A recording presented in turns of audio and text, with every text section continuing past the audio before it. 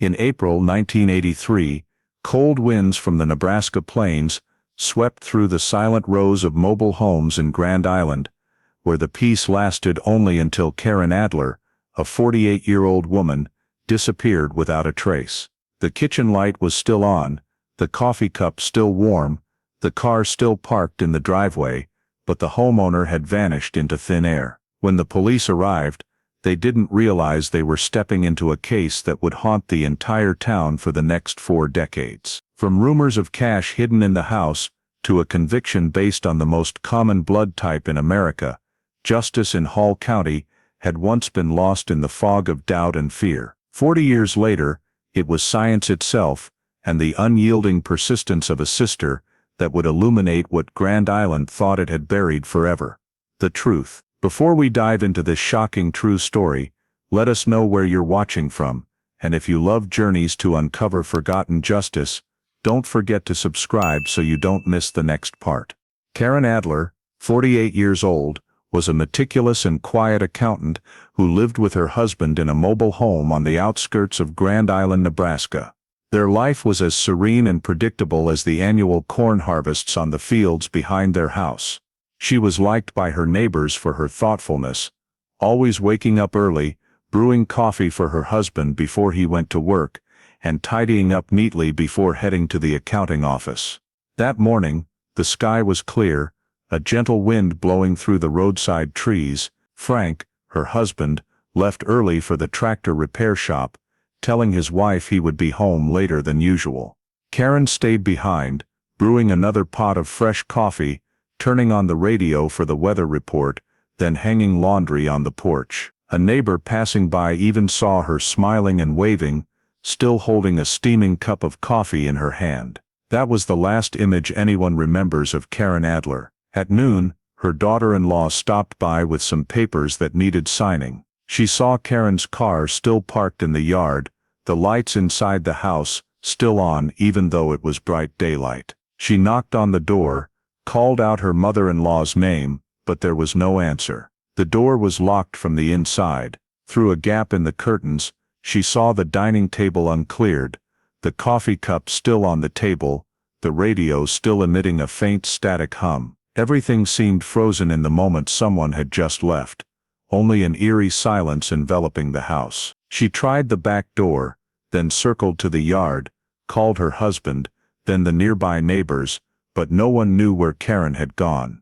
They searched the yard together, through the backyard garden and the empty chicken coop, but there were no traces. Time dragged slowly, worry mounting as they realized the lights inside the house were still on, the car still in place, but Karen had completely vanished. The family huddled in hasty discussion, unease turning to fear. As the sun began to set, and the distant cornfields sank into a melancholic orange glow, they decided to call the Hall County Sheriff's Office to report that Karen Adler was missing. When the Hall County Police arrived, the sun had completely dipped behind the corn rows, and the faint yellow light from the Adler family's mobile home made the scene feel chilly. The first 2 officers stepped out of the car, noting down the family's account. Karen Adler, 48 years old, out of contact since morning. No one saw her leave the house. They conducted a sweep of the yard, flashlights sweeping across the open dirt area surrounding the home. No clear footprints, just a few old shoe marks mixed into the dry ground. The front door was still locked, the back door too. They used a spare key provided by the family to enter the deathly quiet space, where only the steady ticking of the clock could be heard. Inside, the air was humid and thick with the smell of cooled coffee. The police immediately noted the oddities. The dining table had been shifted, one chair overturned, the blanket on the sofa rumpled as if someone had just sat down and then stood up abruptly. On the tabletop, a coffee cup with a dried ring on the bottom remained, next to it a pair of reading glasses. The small bedroom was tidier, but when they opened the nightstand drawer, Karen's usual wallet was missing. Her husband confirmed that the wallet contained about $200 in cash and identification papers. An envelope with savings, about $1,800 that she had set aside for an upcoming trip to Germany, was also gone. The closet wasn't ransacked, the drawers not yanked open, everything seemed to have been opened selectively, carefully, and familiarly. The police began to realize this wasn't a typical break-in. One officer checked the kitchen area. In the trash can under the sink, they discovered a small paring knife, about 3 inches long, with a dried dark brown streak on the blade. Though it appeared to be an ordinary kitchen knife, it was placed blade down, as if someone had deliberately discarded it, but didn't want it to puncture the trash bag. They retrieved the knife and placed it in an evidence bag. There were no clear signs of a struggle, no broken items, no blood splatter, but the subtle disarray in every detail made the scene feel alien. In the bedroom, an officer spotted a small reddish-brown stain on the edge of the bedsheet. A sample of the stain was cut out for testing. All the windows were still latched, no signs of forced entry. The carpet was clean, no dirt marks, no foreign footprints. The only sign of movement was a towel in the hallway that had been tugged askew, as if someone had brushed past it. Everything was just off-kilter enough to make one feel that something was wrong. In the initial inspection log, the police noted that there is no evidence of forced entry from outside. This shifted the initial inference: if no one had broken in, then whoever entered the house must have been let in by Karen, or at least someone she knew. The husband, Frank, sat silently on the porch outside, his face ashen as they asked about recent visitors to the home. He said Karen rarely entertained guests, only occasional neighbors dropping by, and a week earlier, a plumber had come to check the line behind the kitchen. The police jotted it down, asking further about who knew she kept cash in the house. Frank hesitated, then said only family and a few close friends knew about the savings envelope. Another officer examined the area around the house. The soft soil at the edge of the backyard had a few faint depressions, but not deep enough to imprint footprints. They shone lights along the fence, looking for fresh tire tracks, but the ground was hard and dry, showing only old scratches from Frank's truck. Inside, an officer opened the metal filing cabinet near the desk and found the paperwork still neatly filed, missing only the notebook Karen used to record expenses. It was the notebook that always sat next to her handheld calculator, now vanished along with her. When the preliminary examination was complete, they found no clear evidence of a crime, no struggle, no noise heard by neighbors, no signs of anyone being forced inside. However, the small details, the missing wallet, the knife in the trash, the blood on the bedsheet, gave the case the tone of something darker than an ordinary disappearance. The first report stated that the likelihood of the victim leaving the home on her own was very low. Everything in the house, from the position of objects to the locked doors, suggested a familiar scenario. The person entering the home was trusted, let in through the door, and then something happened that ensured Karen Adler never stepped back outside. As the police team left the scene, the patrol car's lights swept across the thin walls of the mobile home, reflecting off the silent household items. From the outside looking in, the house appeared as peaceful as ever, but inside, every small detail had become the first pieces of a mystery that would haunt the town of Grand Island for decades. The next morning, the lot where the Adler family's mobile home stood became the center of a massive search effort, unlike any in Grand Island's history. Police cars and fire trucks lined the dirt driveway, flashing lights casting up onto the overcast sky. The Hall County Sheriff directed on site, dividing search teams into 4 directions around the neighborhood and along the Platte River, just a few miles from Karen's home.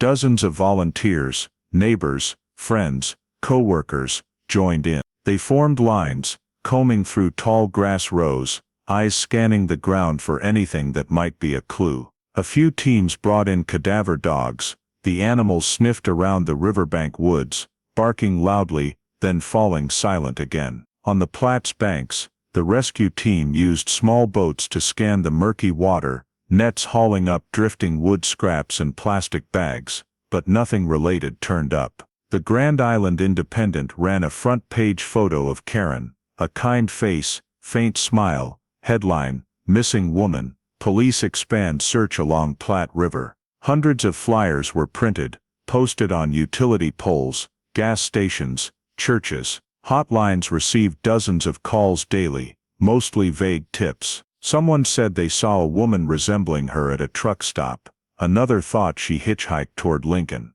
All were checked, then ruled out. The husband, Frank Adler, hardly left the scene. He went along with the search teams, calling his wife's name hoarse, eyes fixed on the endless prairie grass. As night fell, he still sat on the porch, watching patrol lights sweep across the dark corn rows. Neighbors brought food, urged him to rest, but he just shook his head. In everyone's hearts, hope still flickered, but fear had begun to show clearly. After 3 days, no trace of Karen. Police expanded the search to dirt roads south of the city, but results remained empty. They checked a small pond on Grand Island's edge, where someone reported seeing car lights on the night she vanished, but found only a few forgotten items. Every press conference ended with the same line: "There is no evidence that Mrs. Adler left the area by vehicle, nor any indication she was harmed." In town, no one talked about anything else. At diners and grocery stores,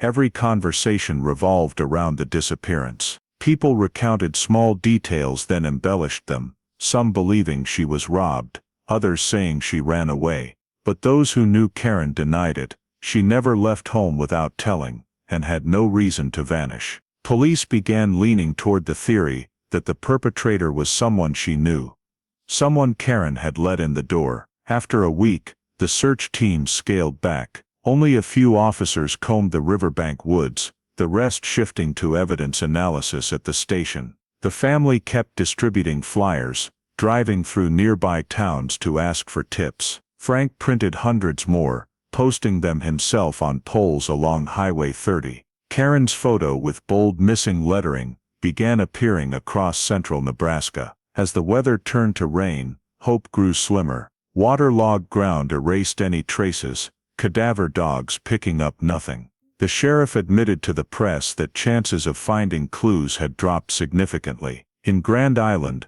the small town's usual peaceful air had vanished. Residents locked doors earlier, women no longer walked alone at night, children heard Karen's name mentioned like a silent warning. Her disappearance was no longer just one family's story. It became the community's haunting tale, where for the first time, people had to face the possibility that right in this serene land, a person could vanish completely without leaving any trace at all.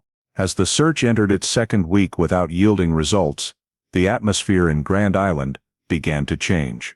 The flyers posted all over town started to fade, and the newspapers shifted from a tone of hope to skepticism. The residents, accustomed to a peaceful life, now whispered different questions. If Karen Adler didn't leave voluntarily, then someone had made her disappear, and for what reason? In the small diner near the highway, stories about the disappearance had become the locals' morning routine. A waitress said she had once heard Karen talk about the cash she kept in her house, savings for a long-postponed trip to Europe.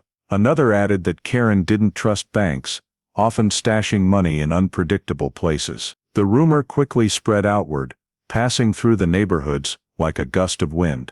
Within just a few days, everyone had heard about the missing money envelope, and that it might be the very reason she met with foul play. The Hall County Police tried to keep quiet, but the cordoning off of the scene and the inspection of the property only made the locals more convinced they were investigating a robbery. Neighbors began eyeing each other suspiciously, wondering who among them might know about Karen's cash stash. A few recalled times when she had carried cash to pay bills, or her words that cash makes me feel more secure. Those scattered details, pieced together, formed a story that was retold everywhere, as if it were fact. In those stories, one name started to appear frequently: Kenny Walters. He lived 3 houses down from Karen's, 29 years old, and worked as a cook at the 24-hour diner in the center of town. Kenny had once been known for his erratic temper.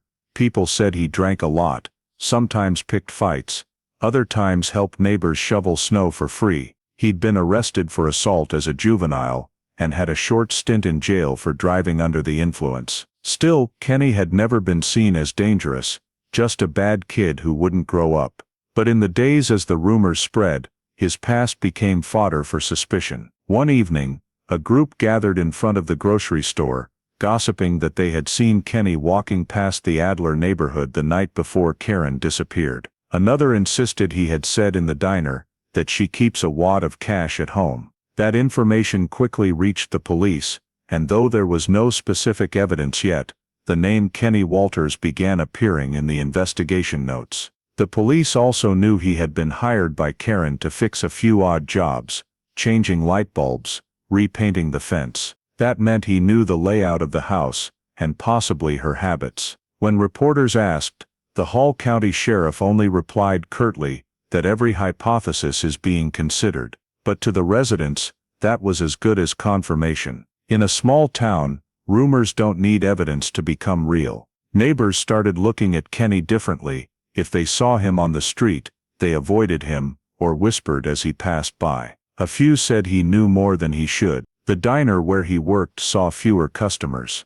The owner told the press that people feel uncomfortable having breakfast here right now. Kenny still went to work, staying silent, but his tired eyes and withdrawn demeanor only fueled the suspicions. People said he looked stressed, thinner, always smoking out on the porch. One night, someone saw him standing for hours by the Platte River bank, just staring into the dark water.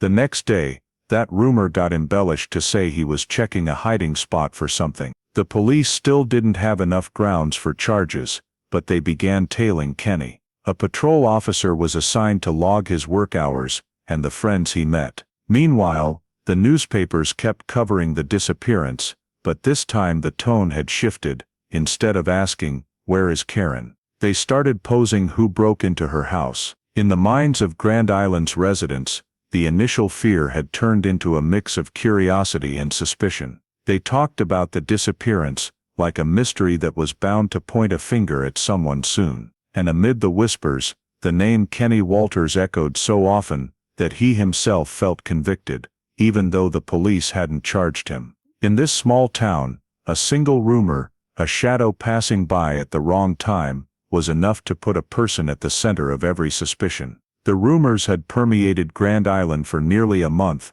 when the police decided they couldn't wait any longer. They needed a clear investigative lead, and every clue, no matter how tenuous, pointed to one person: Kenny Walters. On Monday morning, 2 officers showed up at the diner where he worked to invite him down to the station for a formal statement. The small diner sat next to the state highway, where the smell of coffee mixed with grease, and an old radio hummed steadily every morning. Kenny was standing at the sink washing dishes, his face showing fatigue after the night shift. When the police walked in, everyone in the diner went quiet. In the interrogation room, Kenny stayed calm, though a bit guarded. He said that on the night Karen disappeared, he had worked the night shift from 8 p.m. to 6 a.m. at the diner. When the police asked who could verify that, he shrugged. "Night shifts are usually quiet. I work alone most of the time." They noted his statement, but when they checked back, the owner only remembered vaguely.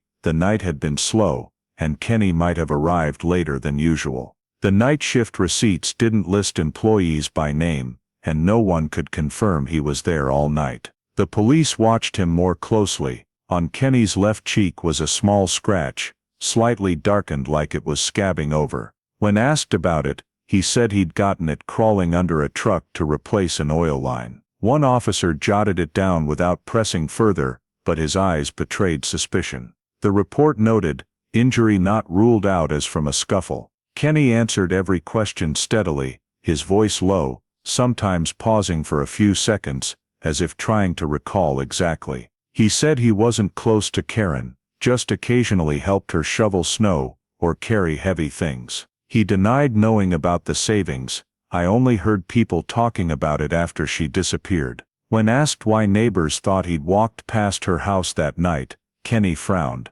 "I've lived there my whole life. Passing by isn't unusual." After more than 2 hours of questioning, the police had no clear evidence. They hadn't found any foreign fingerprints in the Adler house, nor any physical proof linking him to it. Still, their professional instincts kept him on the suspect list. An internal report noted, "Statement lacks corroboration. time away from diner unverified. When Kenny left the station, the press already knew. Someone inside had leaked to reporters that the young neighbor is being questioned. A photo of him stepping out of the building, sunlight hitting his gaunt face, quickly made the front page of the local paper. The headline was simple: "Last neighbor seen near Adler home." That short line was enough to make Kenny the center of public scrutiny. From that day on, the way residents looked at him changed completely. At the diner, customers thinned out. The owner told him, "People aren't ready to see you waiting on them." On his way to work, Kenny felt curtains closing as he passed by. He tried to act normal, but his tired eyes and chain smoking on the porch made him look like someone hiding something. The police kept tabs on him, this time more discreetly. A patrol car often parked a few streets away from his house, logging his work hours and returns home. They questioned co-workers, old friends, ex-girlfriends, anyone who might recall anything off. Most just shook their heads. A few said he'd been drinking more, talking less, staring out windows. Inside the station, the investigation split into two tracks. One team kept hunting for new traces around the Adler house. The other focused on verifying Kenny's alibi. They checked diner receipts, shift logs, even security tape from the nearby gas station, but the systems back then were crude and didn't store footage long. Nothing proved where he was during the window when Adler vanished. One afternoon, when the police came back for more questions, Kenny started losing patience. He said he had nothing more to say, that they just wanted to pin it on someone to close the case. His voice shook, not from anger but fear. As the officers left, one muttered quietly, "I think he's hiding something."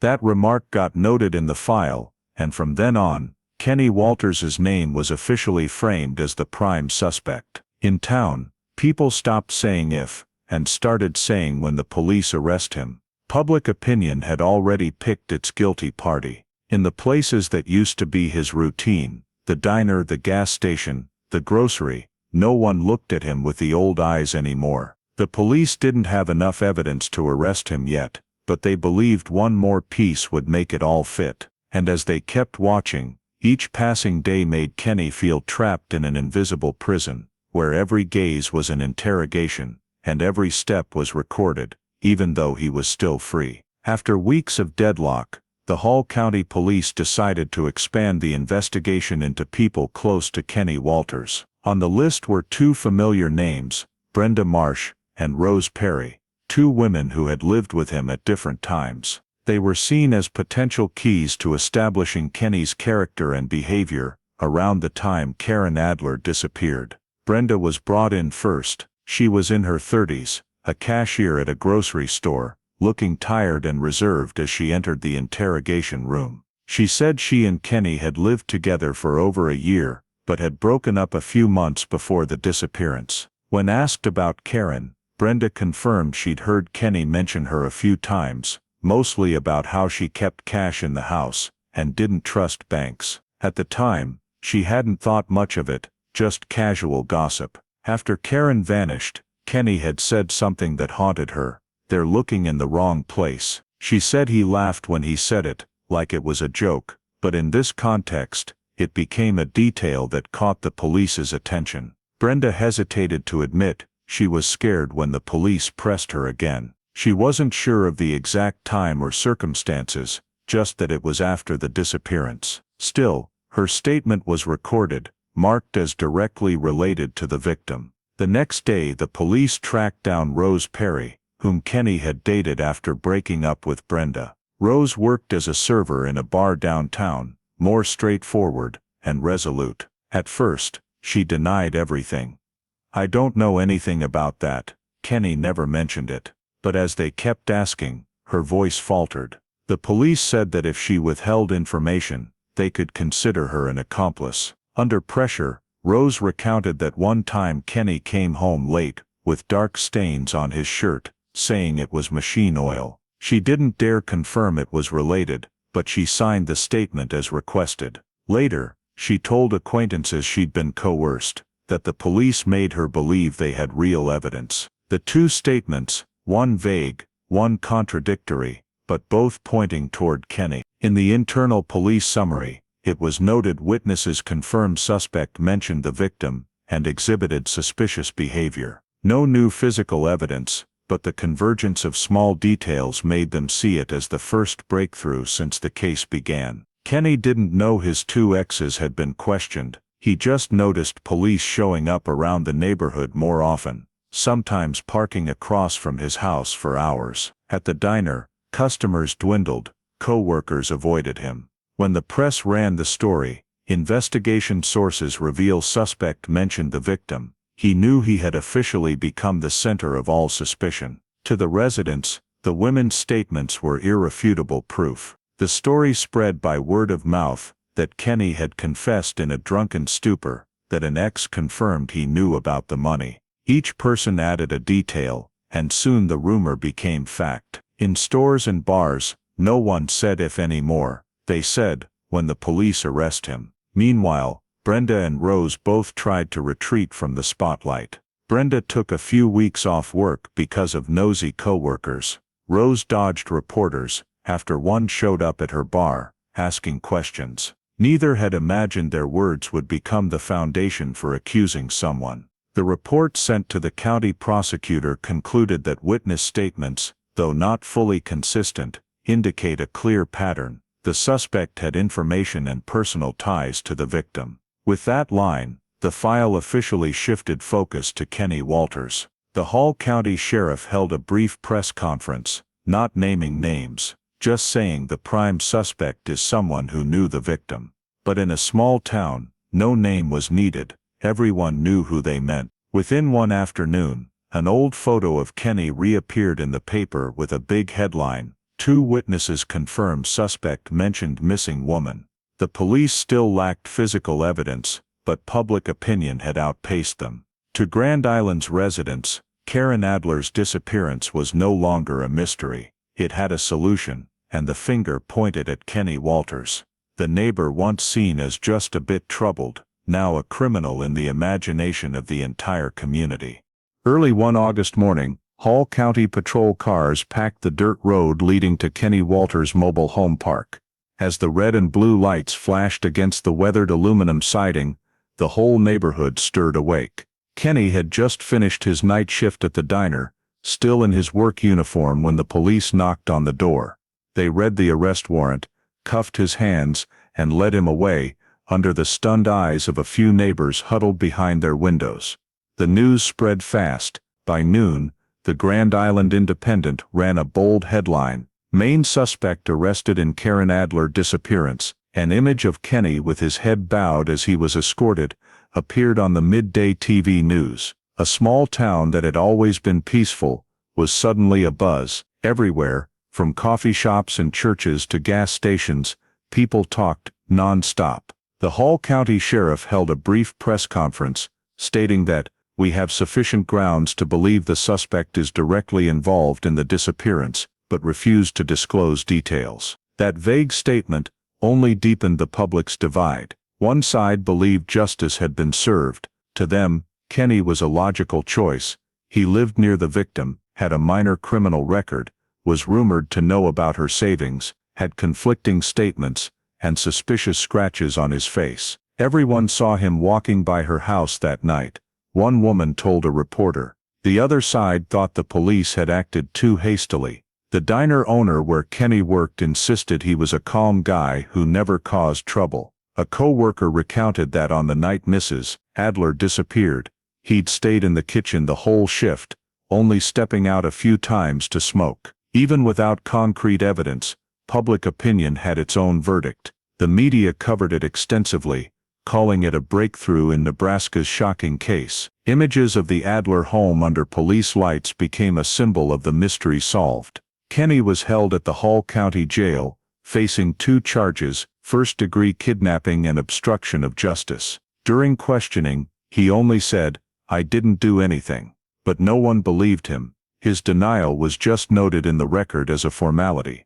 Karen's family followed the news on TV. Frank Adler, her husband, sat silently watching the footage of Kenny being led away. "Finally, they found the guy who did it," he murmured. Though the body hadn't been found, He and his children believed this was the start of justice. They thanked the police in a short interview, saying everyone can finally sleep easy. In contrast, Kenny became an outcast. At the diner, co-workers avoided him, customers didn't dare chat. Neighbors who'd once borrowed tools from him for car repairs now locked their gates when he passed.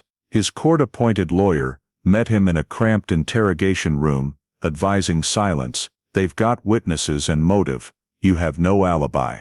We can only wait." Kenny bowed his head, his eyes sunken deep. He knew any explanation right now would be futile. News of the arrest spread across Nebraska, airing on channels in Lincoln and Omaha. Reporters descended on Grand Island, filming the small town with its prominent "Welcome to Grand Island" sign amid the prairie. They called it the case that shattered the community's faith in its own safety. Public outrage boiled over. Residents brought flowers to lay in front of Karen's house, as if bidding farewell to someone they believed was dead, even though no one had seen a body. Meanwhile, Kenny sat alone in his cell. He thought of the diner, his elderly mother out in the countryside, the two ex-girlfriends who might have unwittingly gotten him suspected. No one but his lawyer was allowed to see him. Outside, every new report on the prime suspect only convinced people more that the case was closed. Flyers with Karen's picture still hung on utility poles,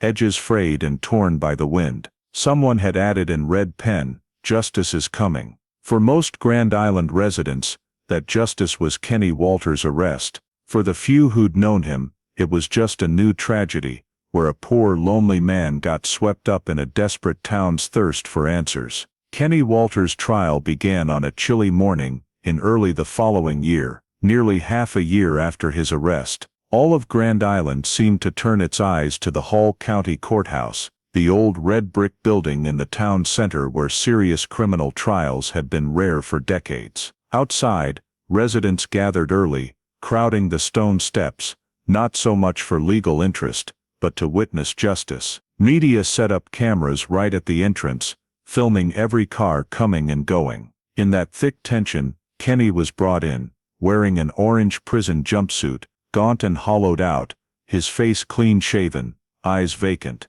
The prosecution presented its case with firm conviction. They argued Kenny Walters had clear motive. He knew Karen Adler kept cash in the house, was familiar with the area, and was the last person seen nearby. Their only physical evidence was type O blood found on the bedsheet in Karen's bedroom, a detail they hammered as impossible to ignore. Though tests couldn't identify the source, they contended the odds of coincidence were extremely low since Kenny was also type O. An expert forensic witness took the stand, stating the blood could belong to the suspect, though he later admitted type O was the most common blood type in America. No DNA, no matching fingerprints, no body, but the prosecutor stressed that the totality of circumstances, motive, opportunity, and inconsistent statements paints a complete picture. To bolster it, they called Brenda Marsh and Rose Perry as witnesses. Brenda recounted Kenny once saying, "They're looking in the wrong place," while Rose described seeing a dark stain on his shirt.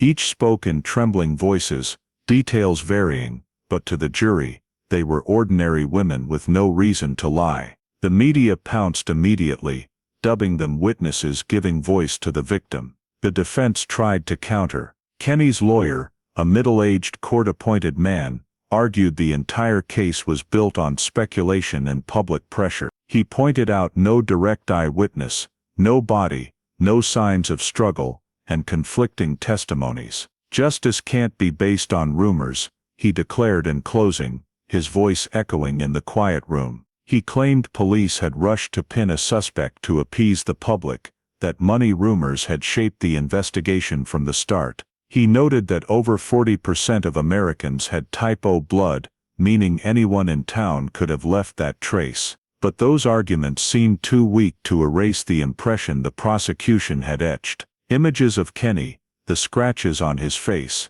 his silence under questioning, his vacant stare in press photos, were replayed endlessly in rebuttals. The prosecutor described him as an unemployed, debt-ridden man, quick to anger, who knew about the missing $1,800. They said he'd snapped in a fit of rage, harmed Karen, and tried to dispose of her. No one knew where the body was, but they emphasized, no body doesn't mean no crime. In the gallery, Karen's family sat in the front row. Frank Adler stared down, hands clenched tight. When the prosecutor mentioned the futile months of searching, he bowed his head, shoulders trembling slightly. To him, even without ironclad proof, the image of the neighbor who'd often stopped by, who'd fixed the fence for his wife, now framed in crime, made it all seem plausible. Kenny just sat still throughout the trial. He rarely looked up, occasionally shaking his head faintly. When his lawyer asked if he wanted to testify, or say anything to the court, he replied curtly, "No one's gonna believe me anyway." Those words were never entered into the record. After 4 days of trial, the jury retired to deliberate. Outside, the sky was overcast, wind whipping hard, the crowd around the courthouse buzzing non-stop. Media updated almost hourly. Local TV called it the trial that delivers justice to Grand Island. A young reporter wrote, "No need for clear evidence, the town chose to believe its gut." After 10 hours of deliberation, the jury returned. When the judge asked, the foreman stood, voice dry, "We've reached a verdict guilty."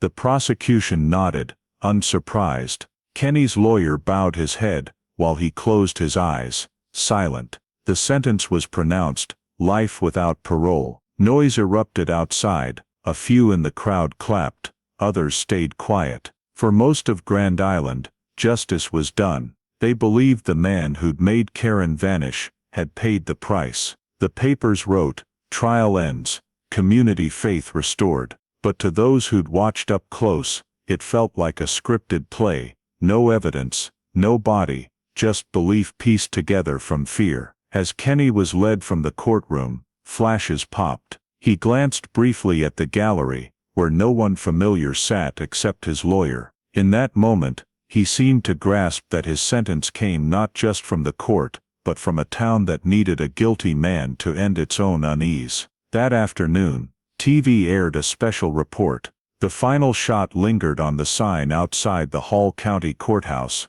"Justice served" bold under the gloomy sky. And elsewhere, in a house now hollow with emptiness, Frank Adler sat alone, eyes on the empty yard. His wife's body was still unfound, but he believed justice finally had a name. For Kenny Walters, the cell door clanged shut, and that marked the true start of his life's longest sentence, one built not on evidence, but on a whole community's faith. Tecumseh State Correctional Institution sits amid Nebraska's flatlands, where wind howls year-round, and winters drag on endlessly. After the trial, Kenny Walters was transferred there to begin his life sentence without parole. He quietly blended into the hundreds of other inmates, living days that blurred into sameness, roll call, work in the woodworking shop, eat, sleep, and write letters. From the first year he'd started writing, to the courts, to lawyers, to any group that might listen.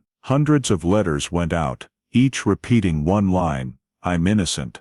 Most never got a reply. In prison, Kenny became the quietest one. He caused no trouble, complained none, just pored over books in the small jail library. Sometimes he'd copy legal passages into an old notebook, trying to understand how vague evidence could lock him away for life. Each night, he'd sit on his bunk scribbling a few more lines, inconsistencies in the case, things police overlooked, writing to remember, to believe someday someone would read it. The only one out there still reading his letters was Beth Walters, his sister 7 years younger. When Kenny was sentenced, Beth was just 25, living in Lincoln, waitressing at a small bar, raising 2 young kids. She couldn't afford to attend the trial, only learned of the verdict from the papers. But from then on, she wrote him a letter every month, and for years, Kenny always got mail from his sister. Sometimes just a few lines of encouragement, sometimes a newspaper clipping about wrongful convictions in other states. At first, Beth just wanted him to know someone still believed in him. But the more she read, the more the injustice hit her. She started asking about the case, jotting down every detail, evidence, testimonies, the blood type. Gradually, belief turned to resolve. She studied law basics, got her GED at night for her high school diploma, then enrolled in community college. Each evening after the kids slept, she'd read old legal books, penciling notes in a notebook. In letters to his sister, Kenny didn't dwell on himself. He wrote about shop work, other inmates who'd gotten paroled, and asked about his nieces and nephews. But between the lines, Beth sensed the despair he hid. On visits, they'd sit face to face through the glass, hands stacked on the cold metal table. "Just need one person to believe you," he'd whisper. Outside, the world changed faster than prison walls. DNA tech started hitting the news. Wrongful convictions in other states got overturned. Beth devoured it all, filing it carefully in an old folder. She began believing that if she could retest the evidence in Kenny's case, she could prove his innocence. But every appeal got the same reply: no new evidence, no retrial. 10 years passed. Kenny turned 45, hair graying, still writing letters steadily, still repeating the same line, "I'm innocent, and I'll wait." To him, each reply from Beth was tiny proof the outside world hadn't fully abandoned him. To Beth, those prison lines were reminders of the promise she'd silently made. She wouldn't stop until she found the truth. After the first few years of knowing only work and her young children, Beth Walters began to realize that she couldn't just sit and wait for change. Kenny's letters, growing shorter day by day, but still repeating the same plea, urged her to take action.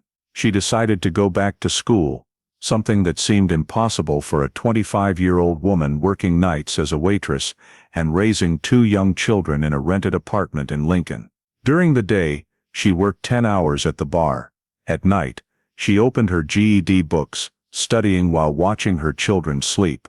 The worn pages of old books were filled with handwritten notes scribbled in the margins: evidence, witnesses, procedural law. Sometimes, exhausted to the point of dozing off at the table, she still tried to complete each chapter, as if every lesson was a step closer to the truth that her brother had been denied. 3 years later, Beth received her GED. The day she held the certificate in her hands, she burst into tears, not out of pride, but because she knew this was only the beginning. She applied to a community college in Lincoln, majoring in psychology and criminal justice. She attended classes in the evenings, waited tables during the day, and used every penny she saved to pay tuition. People around her called her the stubborn girl, but Beth just smiled. She didn't talk much about the real reason, keeping only a photo of Kenny in her wallet, and whenever she felt tired, looking at it to remind herself why she had to keep going. During her college years,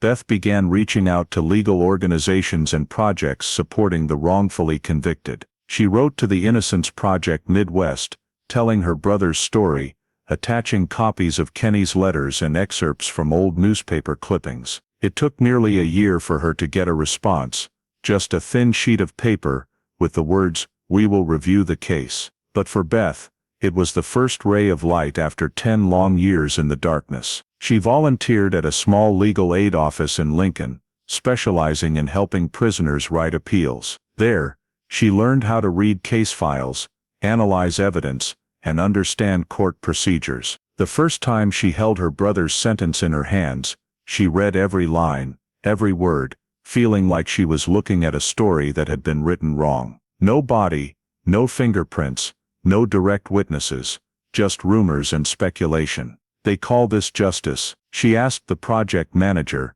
her voice trembling with anger. He just shook his head. "We see this every day, Beth. But if you want to help your brother, you need a law degree, not just faith." That statement became the turning point. Beth decided to go on to law school. She sold her old car, applied for scholarships, and enrolled at the University of Nebraska College of Law. When her best friend asked if she was sure, she simply replied, "Kenny has lost more than half his life waiting for someone to believe him. If I don't do it, no one will." The early years in law school were grueling. She had to grapple with complex legal concepts, facing feelings of inferiority among younger, more privileged students. But Beth wouldn't let herself quit. She recorded lectures to listen to while washing dishes, jotting down every statute on sticky notes, plastered all over her apartment. Every semester, she wrote papers on topics like wrongful convictions or appeal rights. Professors noted that Beth had the mindset of someone who has lived with injustice.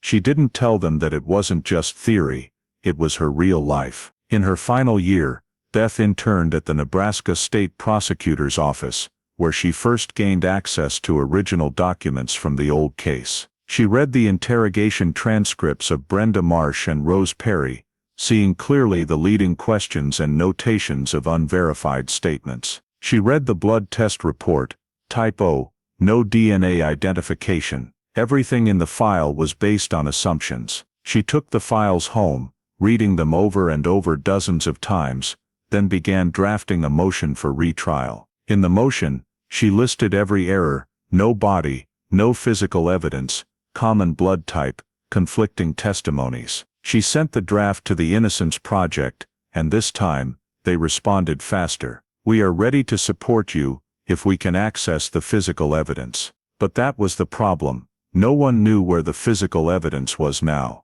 When Beth contacted the Hall County Police Department, they said all the evidence had been sealed and stored for over 20 years, and might have been destroyed. She didn't give up. She drove nearly 3 hours from Lincoln to Grand Island, stopping at every office, police, courthouse, archives. Everywhere she went, people shook their heads. Many still remembered the case, the solved disappearance. When she said she was Kenny Walters' sister, their eyes changed immediately, pity mixed with wariness. But she didn't give up. She filed an official request to view the original files. 3 weeks later, she received a letter from the Hall County Court, confirming that the 1983 case files still exist in the old storage and can be reviewed upon legal request. She held the letter, tears welling up. It was the first time in nearly 20 years that a small door of hope had cracked open.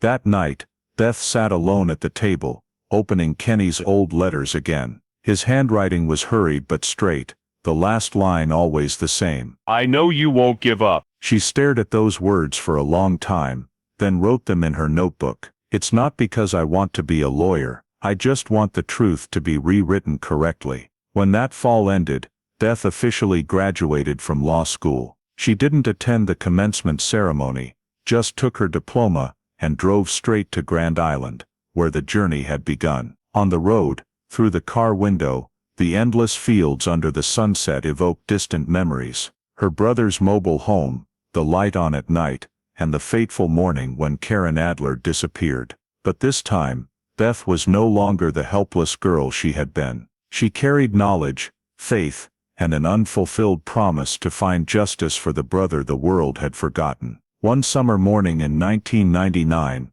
after months of filing petitions and waiting, Beth Walters was finally allowed into the old Hall County Courthouse archives to review her brother's case files. The narrow room smelled of damp paper, dust thick on the steel shelves stacked with boxes. An elderly clerk pointed her to the bottom row and left. After nearly an hour of searching, Beth found a weathered brown cardboard box, the handwritten label faded, Adler Case, 1983. She pulled out the box, her heart pounding. Inside were old sealed plastic bags labeled Hall County Evidence. She recognized the women's clothing, the bedsheet with dark brown stains along the edge, and the 3-inch paring knife that had once been key evidence against him. Everything was intact after 15 years, just covered in a layer of time's dust. Beth stood frozen, staring. These were the items that had cost her brother nearly 2 decades of freedom, and they might also be the only key to his exoneration. She quickly contacted the University of Nebraska's forensic lab in Lincoln, where she had once volunteered. When she explained, the lead professor agreed to take samples if there was official permission. That same day, Beth went to the court clerk, presented her bar card, and said, "I'm representing Kenny Walters. I request retesting of the physical evidence, using DNA technology." After a few hours of discussion, the court agreed to extract samples on the condition of supervision. The next day, in the courthouse's small examination room, Beth and the archivist opened the evidence box. She carefully placed each item on the steel table: clothing, bedsheet, knife. The white lights illuminated every fold of fabric and tarnish on the blade. Everything was resealed in specialized bags, dated, and shipped to the Lincoln lab. Beth signed the confirmation,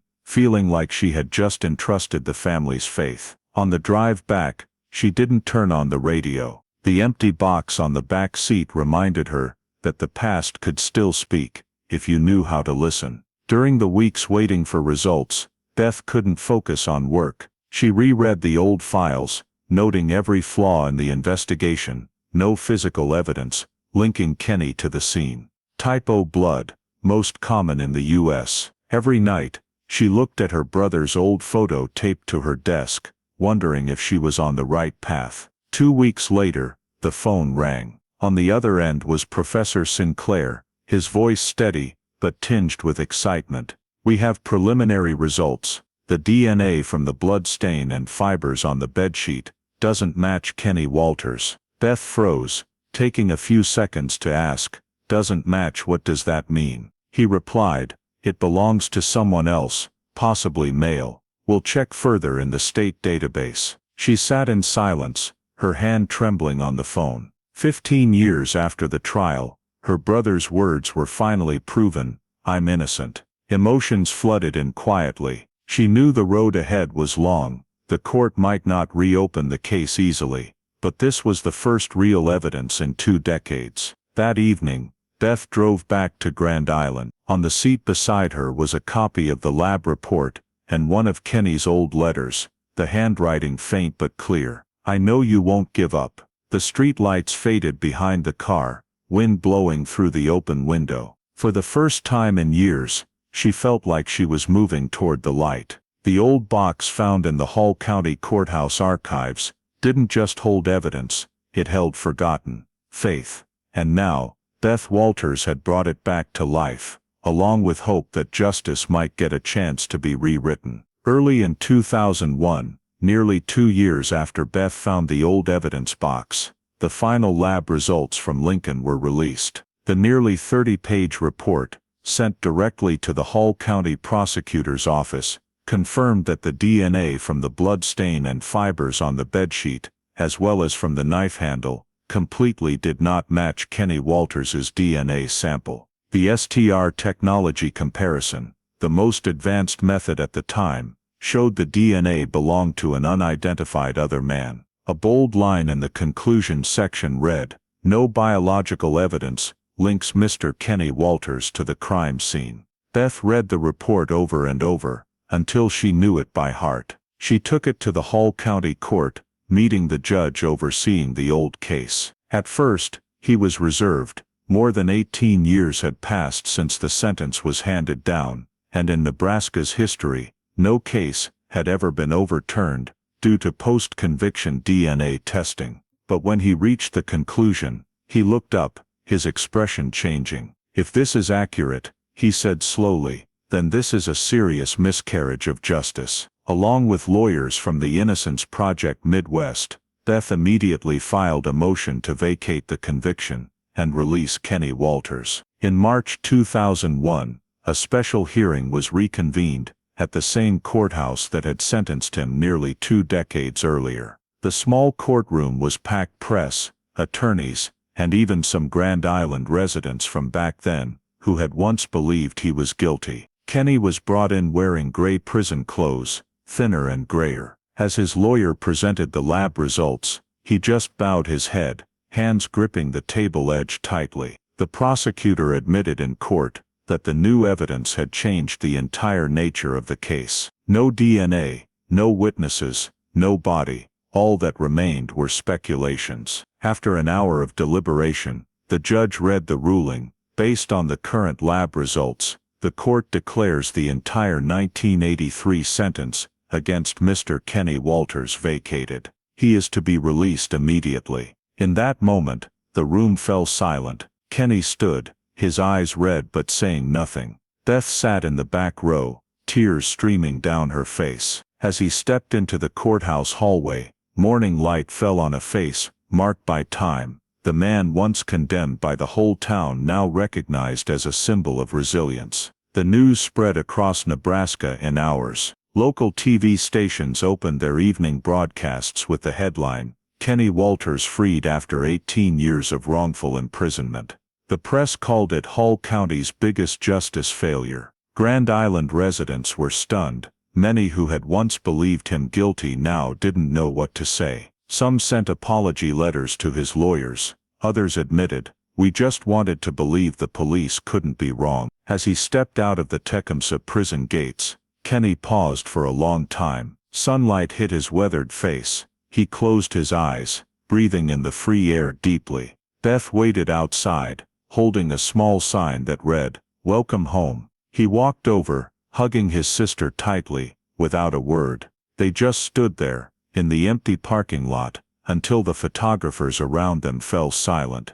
"I knew it," Beth whispered. "I promised I wouldn't give up." In the days that followed, the media swarmed everywhere. They asked Kenny how he felt after 18 years of wrongful imprisonment. He simply replied, "I need time. I want to sit still, breathe and forget the sound of iron doors." The Nebraska state government launched an internal review, identifying flaws in the 1983 investigation: improper evidence storage, reliance on conflicting testimonies, and no direct physical evidence. A later report concluded the case exemplifies the consequences of faith over evidence. Grand Island, the place that once called Kenny the kidnapper, now fell quiet. Some residents brought flowers to lay in front of the Adler house, where the story began, as a way to pray for both sides: the missing woman never found, and the man who lost nearly his entire life to someone else's sins. Beth was hailed by the media as the tireless woman, but when asked about her feelings, she just said, "I'm no hero, I'm just the sister of a wrongfully convicted man." That night, in her small Lincoln apartment, she watched her brother sleep on the old sofa. His face was more peaceful than ever. Outside, a light rain fell, washing away the clamor of public opinion. After 18 years in prison, Kenny Walters was finally free. But for him and Beth, freedom wasn't the end, it was just the beginning of another journey, reclaiming justice for the lost, and for the years that had been forgotten. When the prison gate closed behind him, Kenny Walters stepped into a world he only remembered through the faint memories of 18 years prior. Grand Island had changed. New paved roads, stores lit up all night, and the old neighborhood where he once lived now had only a few rundown houses left. He rented a small room above an auto garage and started looking for work. No one said it outright, but everyone knew he was the guy who'd been wrongfully imprisoned. A few neighbors struck up conversations. Others avoided his gaze. Kenny didn't blame anyone. He just wanted to settle down, work and learn how to live again. Beth helped him with the paperwork, open a bank account, and set up an interview at the local machine shop. The boss, a kind-hearted man, hired him to do simple machine repairs. Kenny worked hard, never complaining. Every morning, he walked across the bridge over the Platte River, breathing in the cold air deeply, as if to confirm he was truly free. Occasionally, he and Beth met up on weekends for dinner at a small diner in Lincoln. She often asked, "You okay?" He smiled faintly, "Yeah, just a bit lost, like someone waking up after a long sleep." In the early days, Kenny avoided the press, but then when a local TV station wanted to do a segment on the man exonerated after 18 years, Beth encouraged him to do it. In the interview, when asked what had gotten him through, Kenny simply replied, "Faith, and my sister."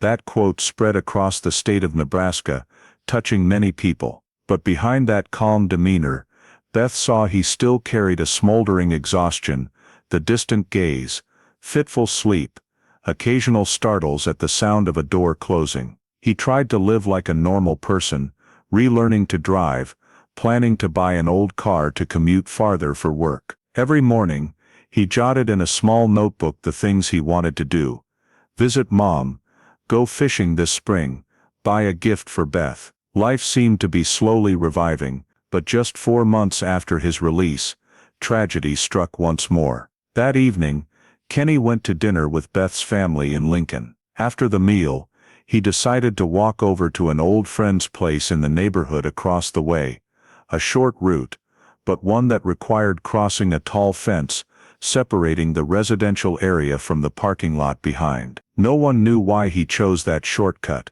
Maybe an old habit, maybe to save time. While climbing over the metal fence more than 15 feet high, his foot caught on a crossbar. He fell hard onto the concrete. The noise drew neighbors running out, but by the time the ambulance arrived, Kenny was unconscious. The doctors concluded he had a severe traumatic brain injury. After 2 days in a coma, he took his last breath at age 48, exactly the age Karen Adler had been when she disappeared. Beth got the call from the hospital at dawn. She stood frozen, unable to cry. She'd lost her brother once in prison, and now a second time, right when he'd finally been set free. The funeral was simple, attended by a few friends, the lawyer, and those who'd helped Beth during the exoneration fight. The Hall County Sheriff showed up too, placing a wreath with the inscription, "In memory of a wronged man." Beth stared at her brother's photo, feeling hollow. She'd spent nearly half her life fighting for him, pulling him out of the darkness, and when victory finally came, he was gone forever. After the funeral, she returned to her small apartment in Lincoln. On the table was the notebook Kenny had left behind, the one listing the things he wanted to do. The last page was unfinished. This spring start over. Beth closed the notebook, tears falling onto the cover. She knew her journey wasn't over. He was gone, but the truth about that old case still had shadows left to illuminate. And as she had for the past 20 years, she knew she'd keep going. This time, not just for Kenny Walters, but for all those who'd been forgotten. After Kenny's death, Grand Island quickly returned to its everyday rhythm, but for Beth Walters, everything seemed frozen in 1983. The file on Karen Adler's disappearance, the case that had once shaken the whole town, was shelved in the Hall County Courthouse archives, on a dusty high metal rack, alongside hundreds of other unsolved cases no one mentioned anymore. In the internal notes, it was summed up briefly: case closed, suspect deceased, no further investigation needed. To the justice system, the story was over. But to Beth, it had never been an ending. After her brother's funeral, Beth left Grand Island and moved to Lincoln for good. She started working for a small legal aid organization focused on appeals and wrongful convictions. In the early years, she was quiet, focusing on the work reading files, guiding inmates on writing appeals, skills she'd learned while helping Kenny. Gradually, people in Nebraska's legal circles came to know her as the woman who never gives up. But behind that calm exterior was an emptiness that could never be filled. Every year, on the anniversary of her brother's exoneration, Beth drove back to Grand Island and stopped at the small cemetery where he rested. She sat for a long time at his gravestone, reading his name aloud, as if still talking to him. "I'm still doing what you told me, seeking the truth." Next to Kenny's grave, she placed a sunflower, the flower he'd once liked to plant in front of the porch. Time passed, and his name faded from the community's memory. But Beth kept the habit of talking about him in legal workshops. She was invited to universities, recounting her brother's wrongful conviction story as a textbook example of the dangers of bias and flawed investigations. "Justice can't be based on gut feelings," she said in one speech. "A wrong verdict doesn't just destroy one life, it hides the real crime." When speaking to students, her voice was steady, but her eyes still flickered with pain. Outside the classroom, she carried an old box with copies of the case file, closed crime scene photos, DNA reports. Many advised her to let it go, but Beth just smiled. Letting go means accepting that the real perpetrator is still free. She believed the person behind Karen Adler's disappearance had never been unmasked. The DNA evidence showed another man had been present in that house, and though the police said the case was closed, Beth couldn't accept the truth being buried again. Occasionally, she sent letters to the state investigative agency, requesting the file be reopened. Each response was the same: insufficient legal basis for re-investigation, but Beth kept them all, filing them with Kenny's old letters. 20 years passed in silence. Beth grew older, her hair streaked with gray, but every time a new wrongful conviction case made headlines, she thought of her brother, of her promise. In Lincoln, people knew Beth Walters as a symbol of perseverance, the woman who'd beaten a wrongful sentence with the truth. But only she knew the journey wasn't over. Deep in her heart, Beth still believed the one who'd made Karen Adler vanish was out there somewhere, amid Nebraska's peaceful plains, and sooner or later, the light of justice would find him again. 2 decades of silence seemed to have buried everything, until one spring morning in 2023, when an unexpected call from Virginia State awakened Nebraska's long-dormant memories. On the other end was a representative from Parabon Nano Labs, a company specializing in genetic genealogy, the advanced technique of analyzing genetic ancestry to identify criminals in cold cases. The project lead, Dr. Dana Ruiz, said they were collaborating with state police to review backlog cases with unidentified DNA samples. One of those files was Karen Adler, 1983, Grand Island, Nebraska. The Hall County Police were nearly stunned. That file had been closed for decades, the main suspect dead for over 20 years, and the wrongfully convicted man exonerated back in 2001. But in the state archives, the DNA sample extracted from the case evidence was still preserved. The DNA that didn't match Kenny Walters, but had never been identified as anyone's. If we can reanalyze it with today's technology, Dr. Ruiz said over the phone, we have a chance to uncover the real identity of that man. The Nebraska State Investigative Office immediately agreed. The samples were shipped to Parabon's lab in Reston, Virginia, under cold preservation. They used whole genome sequencing, breaking down millions of genetic markers to compare against public genealogy databases. The process took months, requiring hundreds of hours of analysis and genetic mapping. Each DNA segment was linked to people sharing the same genetic traits across generations. In July 2023, preliminary results were sent back to Nebraska. The report stated, genetic markers from the crime scene sample show high similarity to a family group with the surname Burdell, residing in the Lincoln area. Police contacted Parabon for confirmation right away. Dr. Ruiz explained, we've narrowed it to 3 branches of the family tree, and one name stands out, matching an old criminal record in Nebraska state files, Joseph Leo Burdell. That name immediately raised alarms. Police records showed Joseph was born in 1943, had lived for years in Lincoln and Grand Island. He was a traveling mechanic, often taking repair jobs in small towns along Highway 30, the route running through Grand Island. The file also noted, in 1975, Joseph was arrested in Omaha for armed robbery, then released from prison at the end of 1979. From 1980 to 1985, he had no fixed address, living in a beige pickup truck, traveling the state doing engine repairs. It all matched in a strangely perfect way. At the time of Karen Adler's disappearance, 1983, Burdell was working for a machine shop just over 10 miles from her home. Work logs showed he was in the Grand Island area the exact week of the incident, then vanished from the town just days later. Hall County Police reopened his personal file and found a photo of young Burdell, a man with brown hair, sharp eyes, long face, tall and lanky build, features matching the 1983 witness sketch of the strange man seen near the Adler home, the evening before she vanished. Investigators sent a request to the National DNA Database Center for expanded genetic comparison. By contacting living relatives from the Burdell line, they obtained DNA samples from 2 nephews. The comparison results confirmed that the 1983 evidence DNA had a 99.98% probability of paternal match to the Burdell brothers.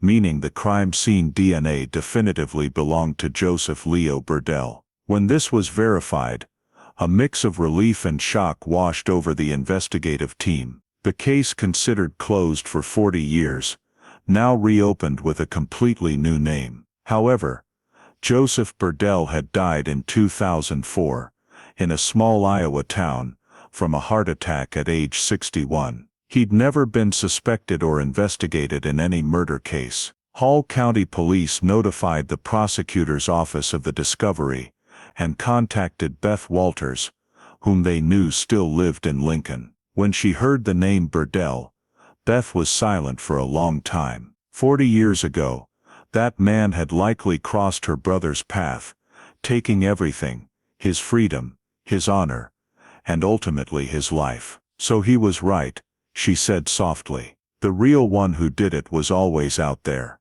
Early in October, Parabon reps and Nebraska police held a small press conference. For the first time in 40 years, Karen Adler's disappearance was re-examined in the light of modern scientific evidence. Dr. Ruiz stated, "Genetic technology doesn't just decode DNA.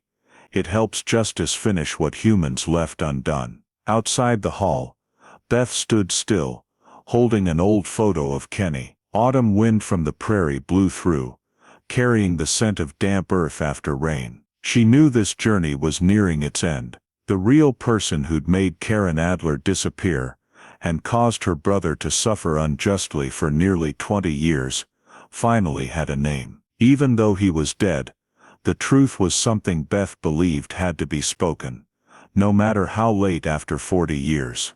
After the genetic identification results confirmed that the DNA at the scene belonged to Joseph Leo Burdell, the Hall County Police and the FBI officially reopened the file on the disappearance of Karen Adler, a case that had seemed closed for 40 years.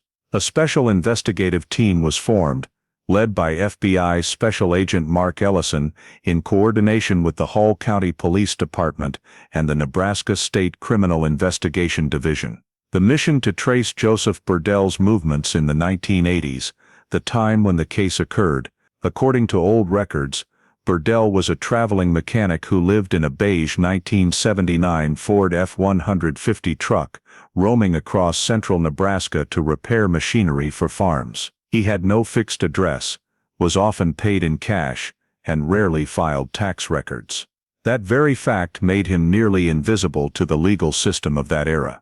The FBI combed through tax records, repair invoices and fuel cards, mapping Burdell's movements from 1985. The results showed that in late April 1983, the exact week Karen Adler disappeared, Burdell was working in Wood River, just 15 miles from Karen's home.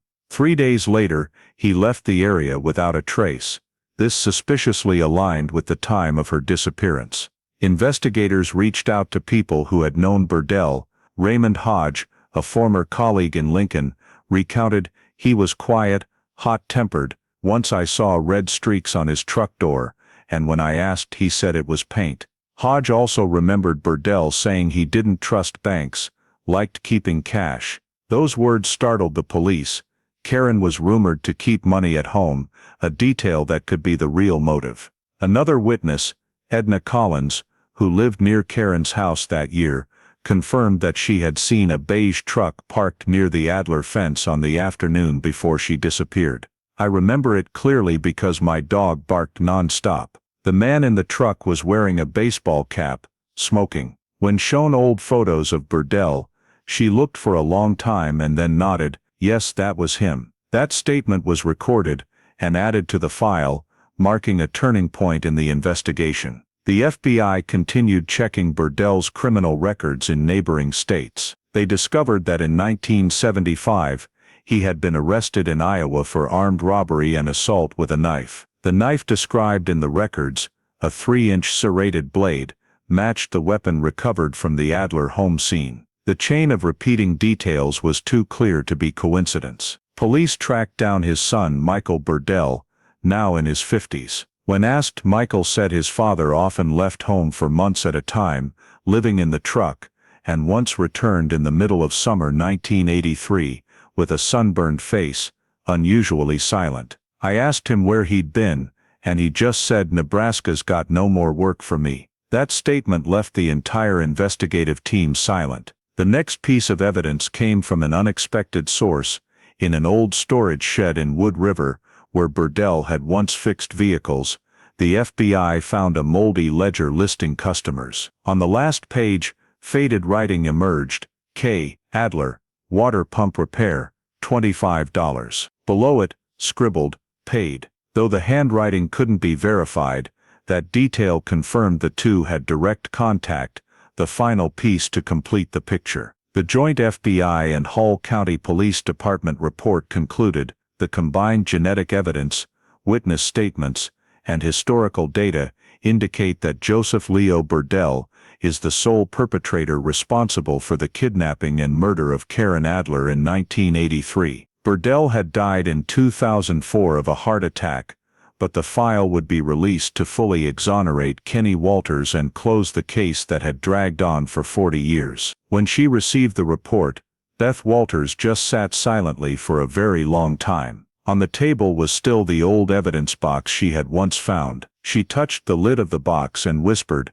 "You see, we finally know his name." In her eyes it wasn't a victory, but a release for Kenny, for Karen, and for herself. In December 2023, at the official press conference, the FBI spokesperson announced, "Thanks to modern genetic technology and the perseverance of the family, the Karen Adler case has been solved. The perpetrator is Joseph Leo Burdell, now deceased. Justice, though late, has found its way back." Beth sat in the front row, holding a photo of Kenny. When the flashes lit up, she smiled faintly. After 40 years the truth had finally been called by its right name, and her brother's voice, the man the whole town had wrongly convicted, had finally been heard. In early 2024, after the perpetrator's identity was confirmed as Joseph Leo Burdell, the federal investigative team and Hall County Police decided to take one final step, to find the burial site of Karen Adler's body.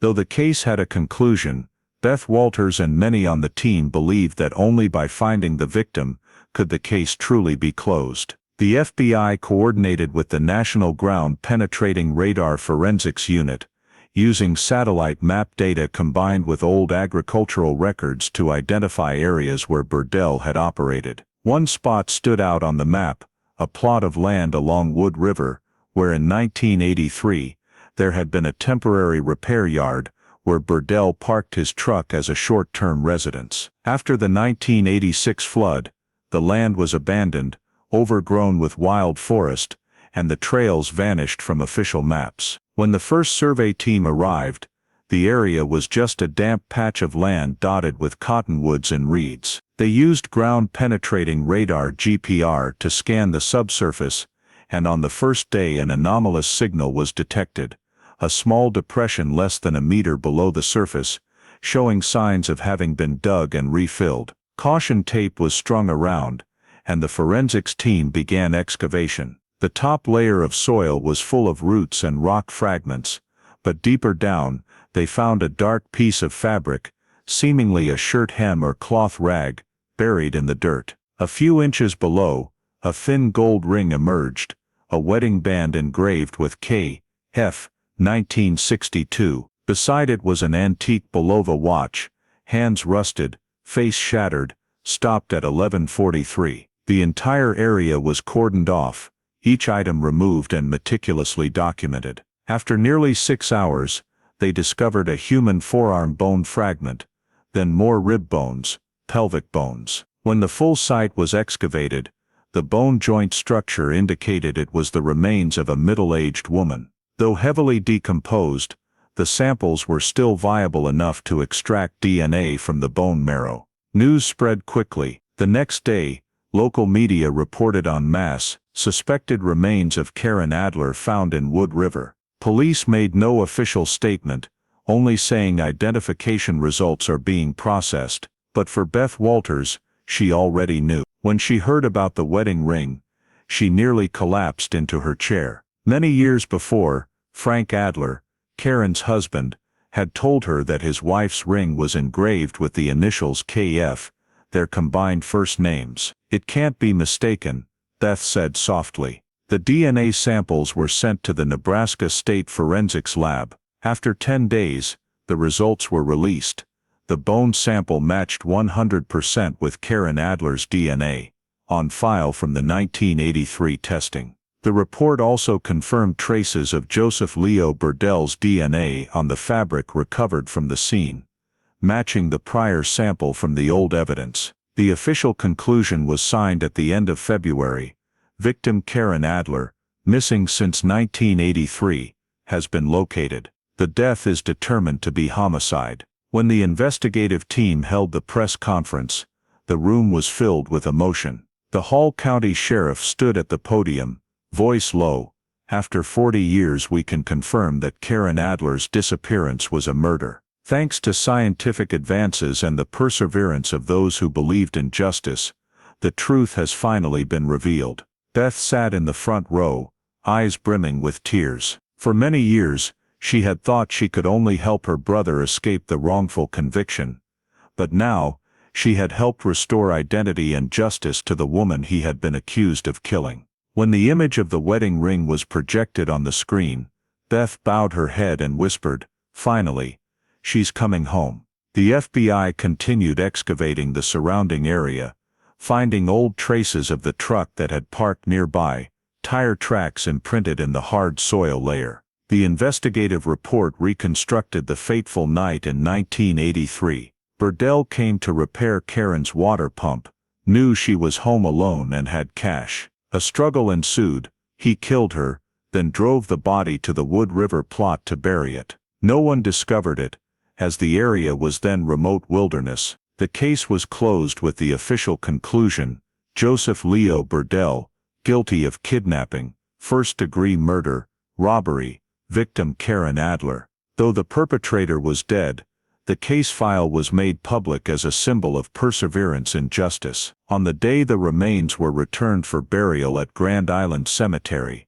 Beth was there with a few old townsfolk and police representatives. The sky that day was clear blue, a light wind blowing through the wheat fields. Next to Karen's gravestone, she placed a sunflower, just like the one she still brought to her brother's grave. Two names, two fates, two lives bound by the same mistake, finally, both at rest. The ceremony ended in silence. Beth looked out over the vast fields, taking a deep breath. 40 years ago, justice had been blind. But today, in the quiet expanse of Wood River, the truth had finally been spoken, late, but never too late. In March 2024, the Hall County Prosecutor's Office held the largest press conference in its history. Outside the courthouse, media from across Nebraska flooded in, cameras and microphones crowding the walkways. The sheriff, district attorney, FBI representative, and even the Parabon Nanolabs team all appeared on the podium. The atmosphere was solemn, heavy, but also carried a sense of closing a long chapter. When District Attorney Sarah Henderson stepped up, she opened the thick case file, looked across the room, and said, "After 41 years of investigation, we officially confirm the perpetrator responsible for Karen Adler's death in 1983 is Joseph Leo Burdell, a Lincoln resident who died in 2004. There is no other doubt." Behind her, a large screen displayed the investigation summary. DNA matched perfectly, witnesses confirmed, traces aligned with Burdell's movements. Camera shutters clicked non-stop, mingled with sighs of relief. After nearly half a century, a case that had torn the community apart had an ending. The district attorney continued reading. "We officially fully exonerate Mr. Kenny Walters, who was wrongly convicted and served 18 years in prison for a crime that was not his. The Walters family has had their honor restored, and this case will be entered into Hall County judicial history as evidence of the dangers of blind faith." That statement silenced the entire room. In the front row, Beth Walters sat still, hands clasped tightly. When she heard her brother's name, she bowed her head slightly, tears spilling uncontrollably. In that moment, all the memories flooded back, the letters written over 18 years, the sleepless nights studying law, the old evidence box she had once found. All the efforts, the lonely years fighting the system, were now answered with 2 words: justice. The media afterward covered the story en masse, calling Beth the woman who never gave up. Major newspapers in Nebraska and the Midwest wrote about her as a symbol of perseverance, of familial love transcending time. A national TV network even produced a special report, From Mistake to Justice, The Journey of Beth Walters. When the reporter asked what kept her going, Beth simply said, "I didn't want my brother to die in people's eyes as a guilty man, and I believe that no matter how late, the truth always finds a way to be heard." The Grand Island community, where the tragedy began, also held a grand memorial for Karen Adler. St. Mary's Church was packed. Victims' family, old friends, police, and those who had searched for her in 1983. On the altar, Karen's photo was placed next to Kenny Walters. 2 candles burned side by side, their light flickering on the stone wall. The priest read the prayer, "Today, we remember not only a woman robbed of her life, but also a man who lost his youth to prove his innocence. May they rest in peace, and may we learn the lesson of faith and justice." When the ceremony ended, Beth stood on the church steps, watching the crowd file out. Many stopped to shake her hand. Some whispered, "I once suspected your brother, I'm sorry." She just smiled. The important thing is that now everyone knows the truth. On the steps, a few children brought sunflower wreaths to place under Karen's photo, the flower that both Beth and Kenny loved. That evening, Beth returned to Grand Island Cemetery, where her brother and Karen were buried just a few steps apart. She sat down between the 2 graves, placing her hand on the cold stone. "You see, everything has finally come to an end." Wind from the fields blew through, carrying the scent of new spring grass. She closed her eyes, as if hearing her brother's voice from long ago prison visits. "As long as one person believes in me." After the announcement, the state of Nebraska launched a program to reform cold case investigation procedures. A fund called the Walters Justice Initiative was established to support those wrongfully convicted. Beth was invited to be an honorary advisor, but she declined all titles. "I just did what I had to do," she said. "Justice doesn't need heroes, just people who don't give up." A year later, Parabon Nanolabs presented Beth with a framed certificate replica for perseverance and truth, inscribed, "Justice delayed, but never extinguished." That plaque hung in her small office in Lincoln, next to the photo of her brother smiling on the day he was freed. Time passed, and Grand Island returned to peace. But each spring, when sunflowers bloomed along the roads, the townsfolk remembered the story of Beth and Kenny Walters, the story of a mistake, of pain, and of a woman who vanished among ranks of investigators to seek the truth. In her final interview, Beth spoke slowly. "Late justice doesn't bring back what's lost, but it tells us that the truth never dies. As long as there are people who believe in it, justice still has hope." Her story of Karen Adler, of Kenny Walters, and even of Joseph Leo Burdell, closed not with a sentence, but with the faith that no matter how long the time, the light of truth will always find its way back. In today's American life, when social media can convict someone with just a headline, the story Nebraska 1983 Cold Case Solved reminds us of some very specific things we must do to avoid repeating mistakes. The town of Grand Island once believed the rumor, "Karen keeps cash," and the 2 subjective testimonies of Brenda Marsh, Rose Perry. The prosecution relied on a type O bloodstain, the most common type, and convicted without a body, without direct witnesses. That's the classic picture of community prejudice plus weak evidence, leading to 18 years of wrongful imprisonment for Kenny, and the real culprit, Joseph Leo Burdell, remaining free. Applicable lessons: 1. As citizens, when serving on a jury or sharing news, demand verifiable evidence, DNA, chain of custody, physical evidence, instead of circular logic from rumors. Typo or passing by the victim's house is not evidence of guilt. 2. For law enforcement agencies, The story emphasizes the discipline of long-term evidence preservation. The intact evidence box in the Hall County warehouse saved a life.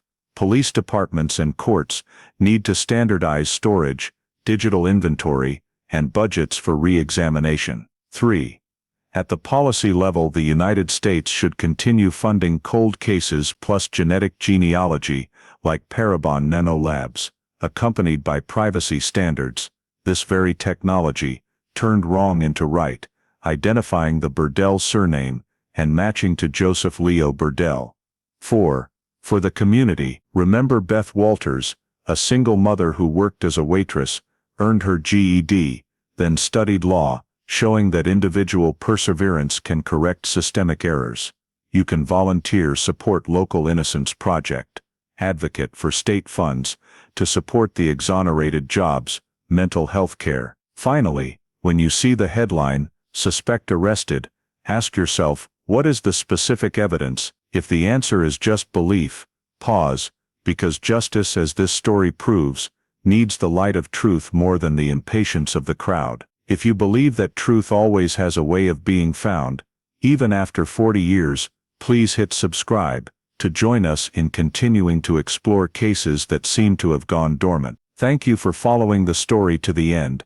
See you in the next video, where justice is once again illuminated from forgotten files.